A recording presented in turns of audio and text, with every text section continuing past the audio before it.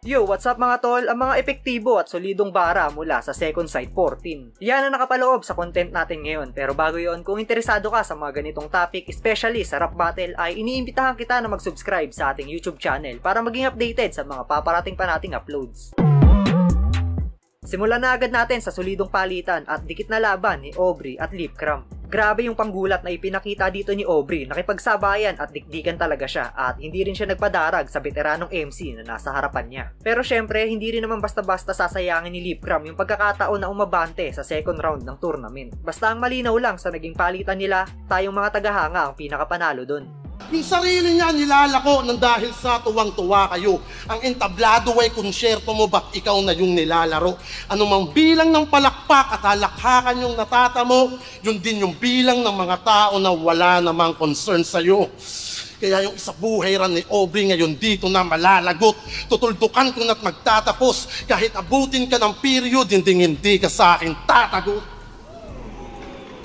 Kasi yung laban nila ni Yawan, ang daming dinamay. Sa ganung angkin ng baon, wala akong madami sa pamilya mo kasi wala ka namang ganon. Nakapokus sa patay na anak, tas tingin nyo palaban? Ayun na, nakahukay sa anak na nawala, siya tuloy yung nawalan. Ganun kalalim siya umugot, atensyon nyo lang maagaw. Kailangan pang dumami na nasa ilalim kasi ganun ka lang kababaw. Pero trabaho niya kasi yan, sa kabilang banda siya ay mahusay. Kaso maling patawid gutom yung tumawid na sa kabilang buhay. Patay na anak niya mo, dadamay mo, nababaliw ka na ata. Inanto, walang awa. Anong pinagkaiba nyo si Camille, di din pinakita sa iyong bata. Pagiging smaglas mo litaw pero hilaw ka pa sumulat. Kung ibabase sa bitaw, malabo ka, di niya katulad. Kaya malayo na ikaw ay makatsamba, makausad. Oo, idol mo silaw pero di ka makakabulag. Sabi ko yung init ko mas lalong pagbagain. Malaking sampal sa'yo na di ka papalarin. Nilatagan mo ko ng hilaw, edi pang kilaw yung hain. Wala akong makitang dahilan na ikay isa lang sa'kin. Kahit kalaban mo ay bago dito, instant ring kung panay linya ng kalaban ni speak lang din. Puro backing, puro gaya lang sa hit. Hapsin, dapat pangalan mo ay yung total tong lead biking. Round 1 pa lang, bakit hirap ka? Madali lang to, diba? Ngayon alam mo na lahat ng papakita ko, diba?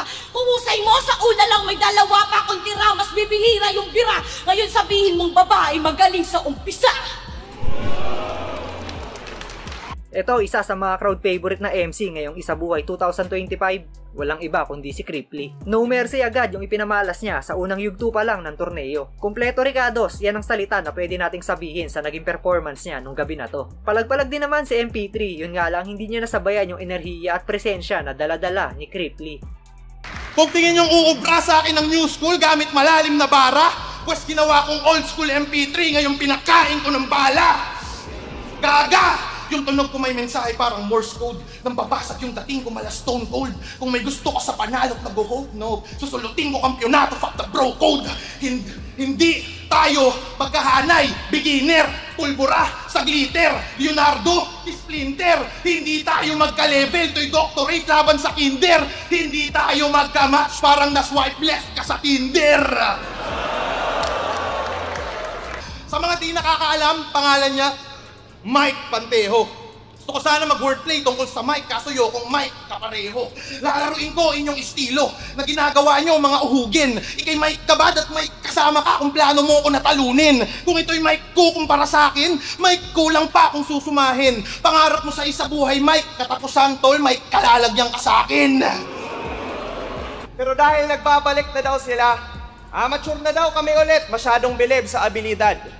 Eh yung linya mong ang matalo ka ay Himalayan, naspit na yun sa Motus ni Mirage. Yung linya mong dinadaw ng E-Abab estado niya sa buhay.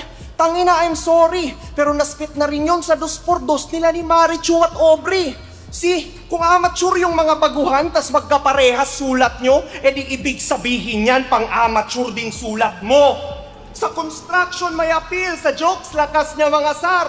Pero si Foreman, iba ang drill, ninanakawan, di pa star. Kaya pang blacksmith kanyang skill at kitang-kita mga par, nangangailangan pa ng steel, makabuo lang siya ng bar. Lokohin mo? Yung lelang mong panot! Mukha kang may sakit na walang pambiling gamot! Tugmaan pang matapang pero yung boses pantakot! Pangarap mo mababa na hindi mo pa abot! Bansot! Ito, isa pa sa mga balagbagang battle sa Second Sight 14, yung naging tapatan ni 3D at Katana. Magkaiba sila ng atake sa pagbitaw ng linya. Isang kalmado bumitaw at isang buos enerhiya sa pagbitaw ng letra. Pero parehong gutom at may gustong patunayan, kaya naman ang kinalabasan ng laban, napaka-solid. Hindi na to yung Katanang napanood mo nung ahon na nag-exhibition lang kay Harlem. Ayoko na ng debatable, ayoko na ng panalong alanganin. Pero huwag ka mangamba kung iisip mong mag-isa kang bilibing ko sa ilalim. Huwag ka mag-alala, isa buhay ito. 4 kayong makakatingin sa akin. Mapapakapaka Katana tatama sa baga sa pagkadabara Katana talata tsak mapapasabak ka sa paglatag sapagkat sasapat tatatakagan wala nga awat para banayan karapat dapat ka ba nahangaan kanyang galawan paparatangan ka ng katangahan para madaay agad magtawanan. Anong nakakabilib sa pandemic battler na nag-champion sa beses? Nag-joke pa kalaban. Sinong hindi kaya yon? Sabi nga ni Batas, doblehin mo muna para siguradong hindi champa yung rason. Ako 2 beses nag-champion bago pandemic at magkasunod yun na taon. In short, nagawa mo lang yung kalahati ng nagawa ko na noon. Ano? Kung saan ka hirap, doon ako magbababad. Ganon ka dedikado. Ipapakita ako sa'yo na pag ako gumamit ng armas, delikado. Tsakraraga pag nagharap sa rap, tiyak-biyak, diba? Pumukhang parak sa rak na trap na rattle nang siyang magbida. Ratatatat sa brat na ransak ang karakas nag-iba. Paano tatapat sa letra repa kung saan hirap ka na? Isa sa matuturing na Dark Horse na nakapaloob sa torneo ngayon, si Ban. Marami ang nag-aakala na babalagbagin lang siya ng mga pamatay na patawang linya ni Manda Baliw. Pero nagawa nga niyang baliktarin yung senaryo dahil siya nga ang nakakuha ng panalo sa gabi na to at aabante patungong second round ng tournament. Sunod-sunod to, grabe. Tsak luluhod to sa akin. Two-liners sumuntok versus karate. Two-liners lang ang kaya mo, ang bobo ng atake. Ayoko nun. Ang gusto ko, mag-combo ng marami. Ito'y landslide victory. Matatabunan ka o pare. Yung flow ko ay lahar pero yung sukat pang tsunami. Pero typical to na Pinoy. Merong pauso to palagi. Magpapatawa pa rin sa kabila ng dilubyo na nangyari. Magpatawa ka na! Nabash ka na nga sa battle nyo ni Batang Rebelde, di ba? Pero di mo tinigil pagiging makitid ng isip iba. Nahihigitan niya yung enemy niya pag nag-iirita. Mahiya ka sa mga tao at sa tropa mo na iniimbita ang mahal ng ticket. Di mo naisip baka magsisi sila. Hayaan mo ko mag-perform na maayos habang kinikitil kita para mas lalo masulit yung ticket nila. Wala kang ganyan. Ito'y panahon na ni Carlito. Panahon ko rin to, iho. Fake bloomers na makatang nag-aastang senyorito. Bandidong di na nagising sa kanyang hipnotismo pagkat ngayon pa naging terorista kung saan wala ng kampo terorismo.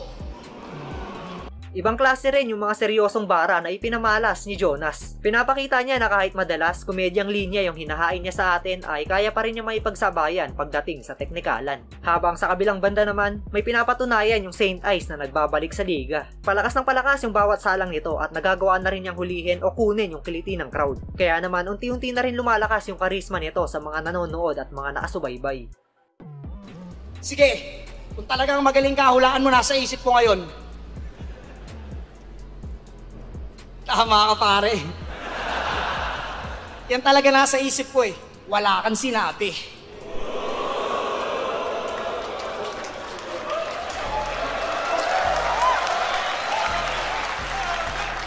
Round 1 pa lang, pinakita ko ng walang palagtong contender. Saint Ice ka lang, samantalang ako ang pinakamalupit na icebreaker. Pues panis ka pa din sa akin kahit galawan na classic, mala freestyle na may topic. Sample? Yo, Boss Arik, mamili ka dito ng gamit. Gagawin ko yung topic. Bote. Yung? Bote, yung bote. Yung bote. Kasi kanina, Nilalait mo yung flow ko. Backshit ka. Para kang yung boteng yan, wala ka nang laman tapos plastic pa. Wala kang ganun. Kahit pilitin mo mag-technical, komedyante ka lang kasi. Ako parang tadhana pag nagjo-joke. Anak ka ng madre, huwag mo sabihin na wala ka sinasanto. Kakasigaw mo ng Lord patawad, pinaulanan ka ng bato. Ako sisigaw ng Lord patawad pagkatapos ko sa'yo. Mag-aarpong nasawi. Peke pagka-advertise, tipong Gene Woo versus Who You, di ka nare-recognize. Pero laban lang ng laban at yan na yung advice. At ikay magkakapangalan pag sinabi kong arise. Syempre, pasok din dito ang paboritong MC ni Boss Enigma.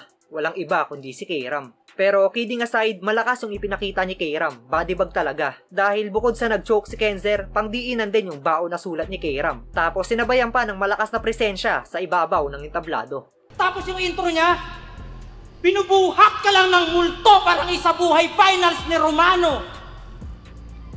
Tarantado. Kaya dapat ang bibig mo ini-stapler na bro. Meron kang crab mentality, masyadong nagdedesperado. Pinupuna pa yung kaibigan kong mas better sa'yo. Ito ang ganti ko kay Romano dito sa cancer na to. Tangin na! Ito ay anay ko kay Romano na dinis mo, brother. Di mo ko masisindak sa iyong King Koy power. Punchline ko, mistulang chemo, sweet ka dito. After nang hindi ka na umabot pa ng stage 2, cancer!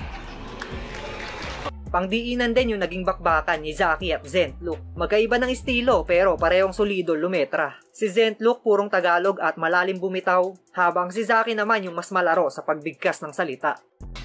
Puro one common words bit-bit neto para tunog technical ang reference. Gumamit pa ng iba't ibang elemento, you won't take me out my element.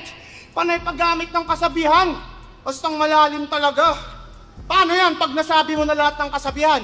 May masasabi ka pa ba? Napakawak ng estilo, dapat dyan binibase ko. Magbabanggit ng kung ano-anong kawirduhan, tapos tawag dyan lyricismo. Basang-basa ko kung paano to lumaban. Debut niya pa lang, magbabanggit ng puno, damo, kalikasan, nature niya na yan.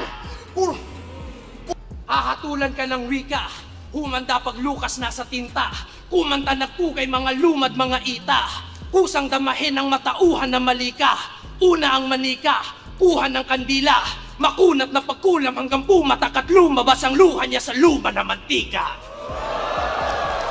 Maiihilan to sa pantalon kapag nag-crunch time. Mga linya ko na dala kaya kang ma-flatline.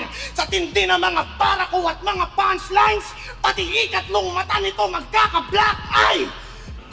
May kanya-kanya tayong alas at katangi ang pambara. Di sumasakay sa hype, sa tao di rin patawa.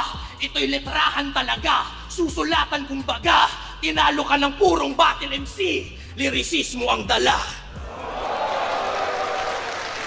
Dahil nangako kang di ka sasalang, nais mo na magpalakas. Kausap mo Ginoong Rodriguez sa sayad na alyas. Kaso di ka naging tapat na kaibigan, ikay nahumaling sa dahas. Pagkat inaral mo ang artikel at nagsinungaling ka sa batas. At ayan nga mga solido at epektibong linya mula sa Second Sight 14 at puro isabuhay battles. Kayo mga tol, sinong MC o PMC ang pinaka-natripan nyo sa event na to? At sino ang manok nyo para sa 2025 Isabuhay Tournament? I-comment nyo na yun sa ibaba at babasahin natin lahat yan. At yun, hanggang dito na lang yung video natin mga tol. Muli, maraming salamat sa walang sawang pagsuporta.